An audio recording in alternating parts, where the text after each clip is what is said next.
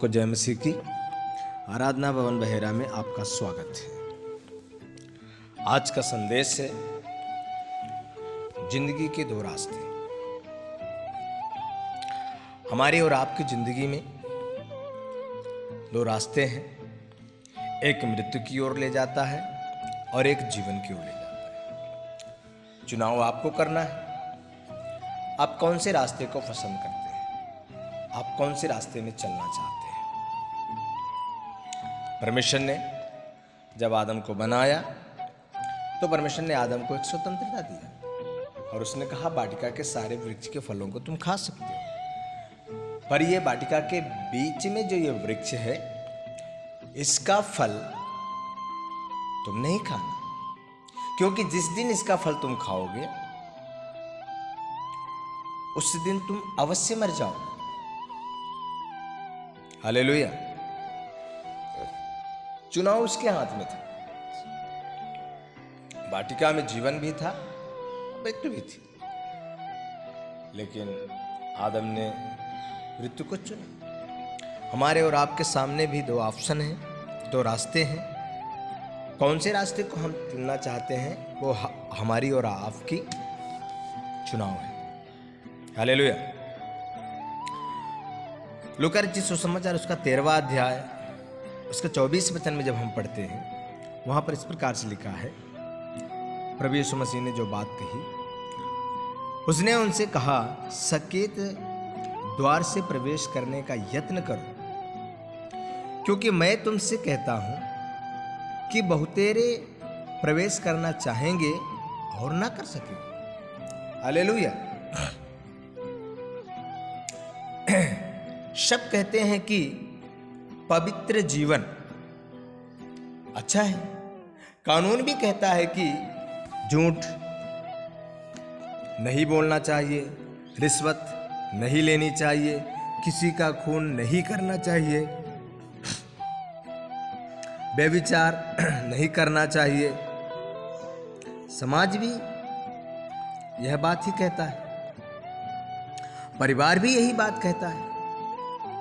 इसका अर्थ है कि सबको यह बातें अच्छी लगती हैं, लेकिन इन पर अमल करना बहुत मुश्किल है। इन पर अमल कौन करता है? सारे लोग यही शिक्षा देंगे, सबके पास एक अच्छा ज्ञान है, सब कहते हैं ये मत करो, वो मत करो, ऐसा करो, लेकिन उन बातों में अमल कौन करता है? इसलिए इसको सकरा रास्ता कहते हैं, इसलिए इसको सकेत द्वार कहा गया है, परंतु स्वर्ग का रास्ता यही है। आमीन। हालेलुया। यही है स्वर्ग का रास्ता, जिसे सकेत द्वार कहा गया है। इसमें चलने की कोशिश करनी पड़ेगी। सिर्फ दरवाजा सकरा नहीं है। काफी लोग सोचते हैं अरे किसी भी तरह से दरवाजा सकरा होगा, निकल जाएंगे। परमेश्वर के प्रिय लोगों, वो रास्ता ही सकरा है। सिर्फ दरवाजा सकरा नहीं, सारी जिंदगी आपको उसी रास्ते पे चलना है, तभी जाकर के आप स्वर्ग में प्रवेश कर सकते हैं, नहीं तो नहीं कर सकते। इसमें चलने की कोशिश करनी पड़ेगी, जोर लगाना पड़ेगा। मत्ती रचित सुसमाचार उसके 11वां अध्याय उसका 12वां वचन इस प्रकार से कहता है, यूहन्ना बपतिस्मा देने वाले के दिनों से अब तक स्वर्ग के राज्य पर जोर होता रहा है और बलवान उसे छीन लेते हैं। हालेलुया। सकरे मार्ग में, अर्थात जो मार्ग स्वर्ग की ओर जाता है, उसमें चलने के लिए जोर लगाना पड़ेगा, और जोर लगाने के लिए ताकत चाहिए। ताकत तो परमेश्वर देता है, यह उसके चरणों में बैठने से मिलती है। यशायाह की पुस्तक उसका 40 अध्याय उसका 31 वचन जब हम पढ़ते हैं, वहां इस प्रकार से लिखा है, परंतु जो यहोवा की बाट जो होते हैं वे नया बल प्राप्त करते जाएंगे।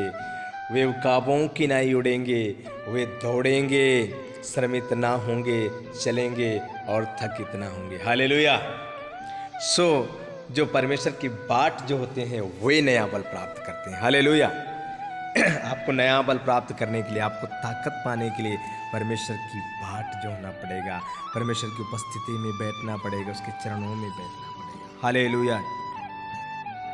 हर आदमी ऐसा सोचता है कि मैं ठीक हूं, लेकिन फैसला कानून करता है। बाइबल कानून की किताब है और यह बाइबल कानून को और ज़्यादा सख्त करती है।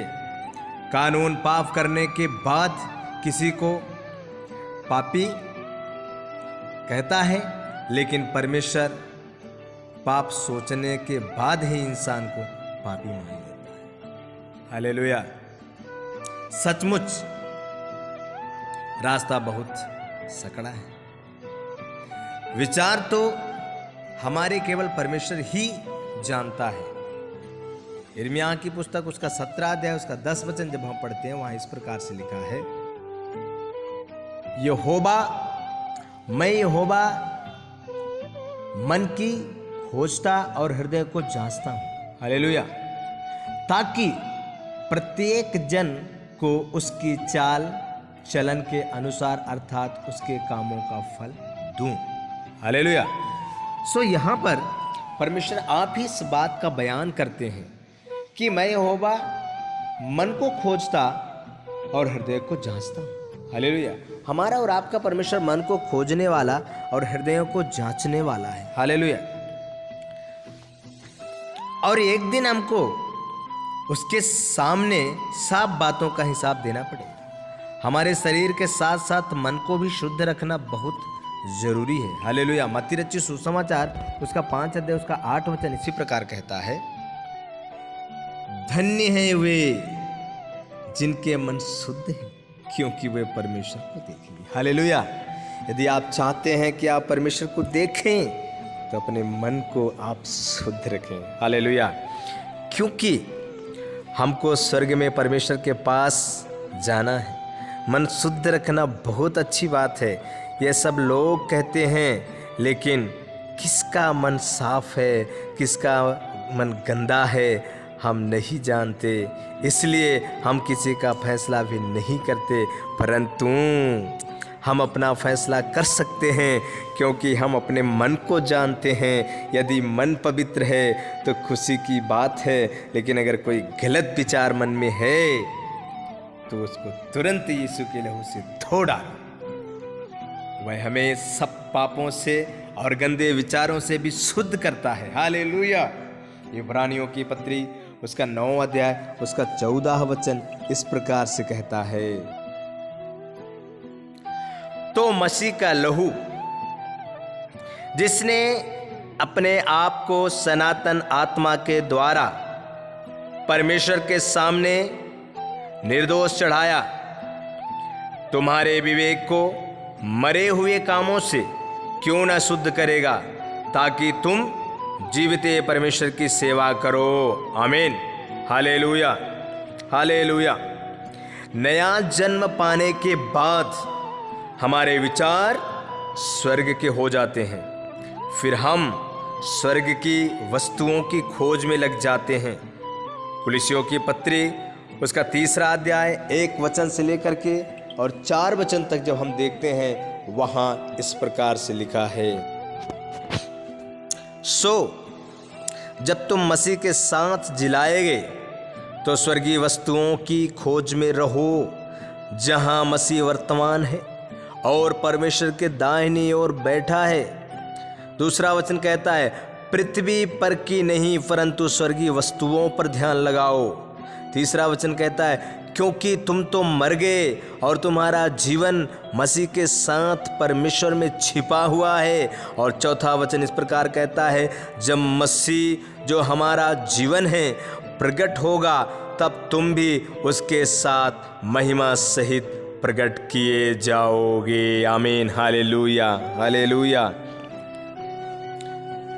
सो संसार के लिए हम मर जाते हैं, हमारा रास्ता बदल जाता है।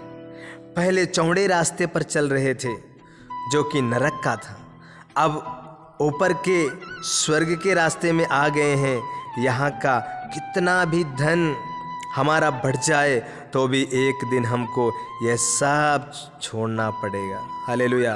परमेश्वर के प्रिय लोगों, आज मैं आपसे कहना चाहता हूँ, यहाँ आपके पास कितना भी धन क्यों ना हो जाए, कितने सारे मकान हो जाएं, कितने सारी दौलतें हो जाएं, बहुत सारी गाड़ियाँ हो जाएं, हवेलियाँ हो जाएं, वो सब कुछ क्यों ना हो जाए, ऐस आराम सब कुछ आपके पास हो जाए, बड़ा वैभव हो जाए, लेकिन ये बात हकीकत है कि आप उसको ले नहीं जा सकते, आप उसको छोड़ ही जाएंगे।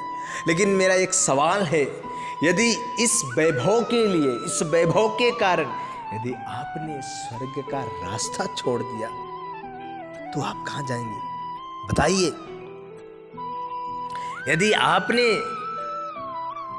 स्वर्ग का रास्ता बदल दिया, आप नरक के रास्ते को पकड़ लिए, क्या फायदा। ये तो हकीकत है कि इसको आपको छोड़ के जाना ही है, चाहे जितना भी आपके पास क्यों ना हो। हालेलुया। आप समझने की कोशिश करें, अरे ये सब आपकी जरूरत है, परमेश्वर आपको देंगे। बाइबल इस बात का गवाह है। प्रभु ने कहा, तुम परमेश्वर के राज और धर्म की खोज करो, बाकी सब वस्तुएं तुम्हें मिल जाएंगी जो तुम्हारे लिए आवश्यक है, जो तुम्हारे लिए जरूरी है, परमेश्वर देंगे आपको। आप उसके राज और धर्म की खोज करो, आप उनके पीछे मत लगो, दौलत के पीछे। Hallelujah, hallelujah, hallelujah, oh hallelujah, thank you father, हो ग्लोरी। हमें इस बात को समझना पड़ेगा, स्वर्ग में जो है वही हमारा है, परंतु शैतान कहता है नरक कुछ भी नहीं है, यहाँ दुनिया में ही हमें खूब मौज करना चाहिए, इसके बाद किसने देखा है। स्वर्ग किसी ने नहीं देखा, परंतु शैतान को हमें जवाब देना है कि स्वर्ग हमने विश्वास की आंखों से देखा है। दूसरा कुरिन्थी उसका 4 अध्याय उसका 18वां वचन इस प्रकार से कहता है, और हम तो देखी हुई वस्तुओं को नहीं परंतु अनदेखी वस्तुओं को देखते रहते हैं, क्योंकि देखी हुई वस्तुएं थोड़े ही दिन की हैं, परंतु अनदेखी वस्तुएं सदा बनी रहेंगी। Hallelujah, hallelujah. हम मसीह हैं, हमारे यीशु ने हमें बताया है कि मरने के बाद 2 जगह हैं, एक नरक एक स्वर्ग। जिसके पाप यीशु के लहू से साफ हुए वह स्वर्ग के सकड़े रास्ते पर है, बाकी सब नरक के चौड़े रास्ते पर हैं। आपका कौन सा रास्ता है? आज रास्ता बदल सकते हैं। आज आपके लिए एक ऑफर है, आज आपको एक चुनाव करना है। यदि आज भी आप चौड़े रास्ते में चल रहे हैं, आज आपको एक निर्णय लेना है और सकड़े रास्ते में आपको चलना है। अपने सारे पापों को प्रभु यीशु मसीह के उस शुद्ध और पवित्र लहू के द्वारा धो करके अपने आप को शुद्ध करना है, ताकि आप उस परमेश्वर के राज्य में प्रवेश कर सकें। सो प्रभु इन वचनों के द्वारा आप सबों को आशीष दे। आपके जीवन में 2 रास्ते हैं, वो कौन सा रास्ता आपको चुनना है वो आपके ऊपर है। सो आप सबों को जय मसीह की। स्वागतम स्वागतम।